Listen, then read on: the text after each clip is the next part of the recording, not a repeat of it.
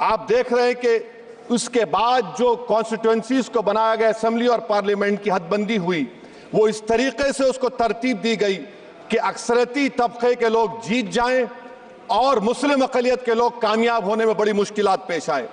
इसीलिए 2007 में सच्चर कमेटी ने कहा था, सिफारिशात में कहा कि अब जब हदबंदी होगी तो माकूल तरीके से बनाया जाए ताकि मुसलमान पार्लियामेंट और असेंबली के इलेक्शन जीत सके।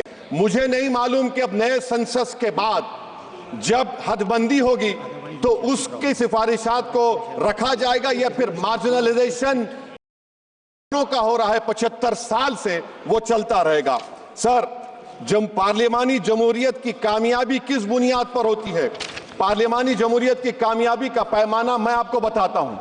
Article 25, article 26, article 29, article 30, article 14, article 21, ये 4 बुनियादी राइट्स है आइन में, जिसको हम सामने रखकर मैं आपको बताऊंगा कि क्या वाकई में उन कमजोर तबकात से इंसाफ हुआ। मिसाल के तौर पर आर्टिकल 15 और 16 सर, 1950 का प्रेसिडेंशियल ऑर्डर निकला, तारीखी नाइंसाफी के खात्मे के लिए रिजर्वेशन दिया गया, तारीखी नाइंसाफी के लिए हजारों साल के जुल्म की बिना पर, मगर उनको नहीं मिला जिनका मजहब इस्लाम और मुसलमान था, जो भी उनसे भी नाइंसाफी जुल्म हुआ। दूसरी बात सर, दूसरी बात, दफा 25 में प्रोफेस कहा गया, आर्टिकल 25 टॉक्स प्रोफेस। सर, आज मेरी बेटियों को गवर्नमेंट के एजुकेशन इदारों में हिजाब पहनने से रोका जा रहा है, तो ये आर्टिकल 25 का प्रोफेस कहां तक कामयाब हुआ, ये अक्लमंद लोगों पर छोड़ता हूं। प्रैक्टिस सर, आर्टिकल 25 में अमल करना, कई रियासतों ने ऐसा कानून बना दिया कि आप ये नहीं खा सकते, आप वो नहीं खा सकते, कैटल स्लॉटर एक्ट का एक्ट बना दिया।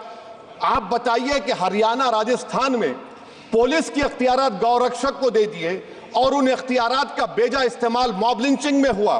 किसका हुआ? एक लड़का था साबिर मलिक बंगाल का, मार के पीट कर मार दिया गया। क्यों? क्योंकि उसने बीफ खाया, बाद में मालूम हुआ नहीं खाया। जुनैद और नसीर को गाटमीका के थे, उनको जिंदा जला दिया गया। सर, फिर प्रोपगेट, आप ये आर्टिकल 25 का 3rd सेक्शन प्रोपगेट, आज आप देख रहे हैं कि मुझसे पूछा जा रहा है कि 500 साल पहले तुम्हारी मस्जिद थी, नहीं थी। ख्वाजा अजमेरी की दरगाह कह रहे नहीं है। अरे सर, अगर मैं इस पार्लियामेंट में खोद दूं, इसमें गड़ा कर दूं, तो खाने जहां का हिस्सा मिलेगा तो मेरी हो जाएगी ये। आप बताइए। अब आप देखिए ये प्रोपोगेट क्या हो रहा है। अच्छा, जो तब्दीली मजहब का कानून, तब्दीली मजहब, मैं तब्दील मजहब नहीं कर सकता, सरकार से पूछना पड़ेगा मुझे अपना मजहब बदलने के लिए। अगर अंबेडकर आज जिंदा होते तो बाबा साहब को भी कहते कि आप जाकर परमिशन लो, तब मजहब बदलना पड़ेगा आपको। ये हालात आज यहां पर पैदा हो चुकी है। सर, आर्टिकल 26 देखिए, it gives religious denomination the right to establish and maintain institution for religion charitable. वजीर आजम कहते हैं कि वक्फ का ताल्लुक संविधान से नहीं है। अरे कौन पढ़ा रहा है वजीर आजम को? आर्टिकल 26 पढ़ा लीजिए। आर्टिकल 26 की बात कही गई। मकसद क्या है कि वक्फ की जायदादों को अक्सरती तबके के लिए छीन कर दे दिया जाए। आप अपनी ताकत की बुनियाद पर छीनना चाह रहे। सर, दफा 29 पे आ जाइए, आर्टिकल 29, लैंग्वेज का, जबान का तहफ्फुज है। उर्दू को खत्म कर दिया गया, वो उर्दू जिसके हमारे मुजाहिदीन आजादी ने नारा दिया था, इनकलाब जिंदाबाद का, उस जबान को आप खत्म कर रहे हैं। कल्चर, आप कल्चर की बात इनसे पूछ लीजिए, वो बोलेंगे नहीं, हमारा जो कल्चरल नेशनलिज्म है वो कल्चरल नेशनलिज्म नहीं है बीजेपी का, वो कल्चरल नेशनलिज्म आलाजाद का, हिंदुत्व का नेशनलिज्म है, जो भारत के इंडियन नेशनलिज्म से बिल्कुल मुख्तलिफ है। सर, अब आप आ जाइए। सर, आर्टिकल 30 पे आ जाइए। सर, आर्टिकल 30 पे आ जाइए। सर, आर्टिकल 30 में माइनॉरिटीज को राइट दिया गया। This house has passed a law in 1981 to give minority AMU. This government went to the Supreme Court and said no, we'll oppose minority status. This house voice was suppressed in the Supreme Court, sir.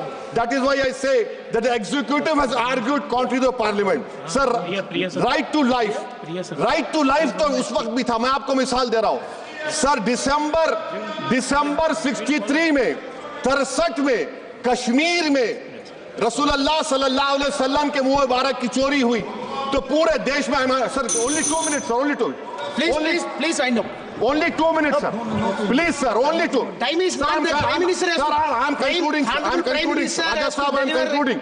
Please, He sir. has to reply. Listen Please. to me, sir. Sir, my Shikwa Hind Please, Bayan. 1 minute. Sir, I'll conclude, sir. 2 minutes.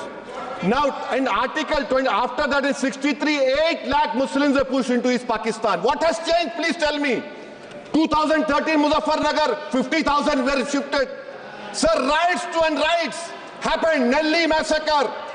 Hashimpura, Maliana, Mumbai 93, Ahmedabad 69, Gujarat 2002, 22, Delhi 84, Delhi. Nothing has changed, sir. Lastly, sir. Please. Lastly, sir. On judiciary, sir. On judiciary, sir. I'm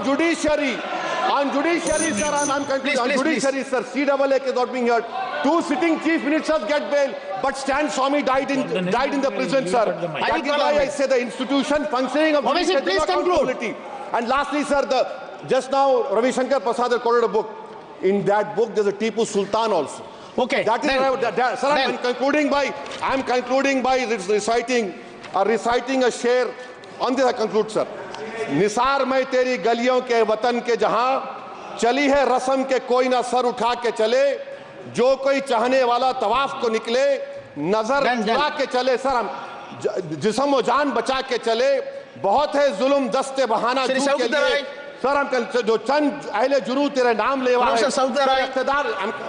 इख्तिदार की कुर्सियों पर बैठने वाले जो लोग थे और है वो इंटेलेक्चुअली डिसऑनेस्ट है। संविधान सच्चा है। जय भीम, आइन जिंदाबाद। Professor, please.